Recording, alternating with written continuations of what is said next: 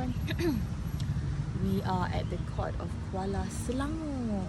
Atas urusan apa hari ni? Atas urusan jadi Pertua Agong. Atas urusan keputusan dan klarifikasi kes saman fitnah nak kacau kangga. So apa sum up tadi? Okey lah. Hujahan tak sedar ganti rugi. Mantap macam always. Thanks to the team at Liko. Syairah dengan Tuan Izlan yang prepare kan. Sebab Poliana busy buat damage control kat tempat lain. Dan saya kan PhD. So dapat berapa lah tadi? Dia tak semua kes mungkin dapat amount ni.